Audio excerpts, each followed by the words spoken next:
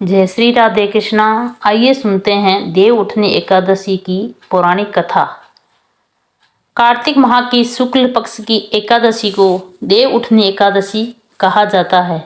इसे देवोत्थान एकादशी, देव उठनी एकादशी, प्रबोधिनी एकादशी आदि के नाम से भी जाना जाता है। एक राजा के राज्य में सभी लोग एकादशी का व्रत रखते थे। प्रजा तथा नौकर चाकरों से लेकर पशुओं तक को एकादशी के दिन अन्न नहीं दिया जाता था। एक दिन किसी दूसरे राज्य का एक व्यक्ति राजा के पास आकर बोला, महाराज कृपा करके मुझे नौकरी पर रख लें। तब राजा ने उसके सामने एक शर्त रखी कि ठीक है रख लेते हैं, किंतु रोज तो तुम्हें खाने को सब कुछ मिलेगा पर एकादशी को अन्न नहीं मिलेगा। उस व्यक्ति ने उस समय तो हाँ कर दी, पर एकादशी के दिन जब उसे फलाहार का सामान दिया गया तो वह राजा के सामने जाकर गिड़गिड़ाने लगा, महाराज इससे मेरा पेट नहीं भरेगा, मैं भूखा ही मर जाऊंगा, मुझे अन्न दे दो। राजा ने उसे शर्त की बात याद दिलाई पर वह अन्न छोड़ने को राजी नहीं हुआ। तब राजा ने उसे आटा, दाल, चावल आदि दिए और नित्य की तरह नदी पर पहुंचाकर स्नान कर भोजन पकाने लगा। जब भोजन बन गया तो वह भगवान को बुलाने लगा, आओ भगवान भोजन तैयार है। 15 दिन बाद अगली एकादशी को वह राजा से कहने लगी, महाराज मुझे दोगुना सामान दीजिए। उस दिन तो मैं भूखा ही रह गया।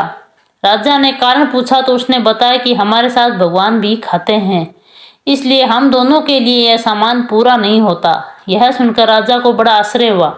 वह बोला, मैं नहीं मान सकता कि भगवान तुम्हारे साथ खाते हैं।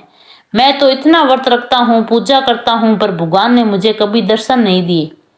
राजा की बात सुनकर वह बोला, महाराज यदि विश्वास न हो तो आज आप साथ चलकर देख लें।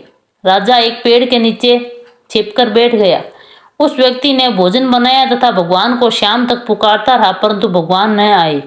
अंत में उसने कहा, हे भगवान यदि आप नहीं आए तो मैं नदी में कूदकर प्राण त्याग दूंगा। लेकिन भगवान नहीं आए। तब वह प्राण त्यागने के उद्देश्य से नदी की तरफ बढ़ा। प्राण त्यागने का उनका दृढ़ इरादा जान शीघ्र ही भगवान ने प्रकट होकर उसे रोक लिया और साथ बैठकर भोजन करने लगे। खा पीकर वे उसे अपने विमान पर बिठाकर अपने धाम ले गए।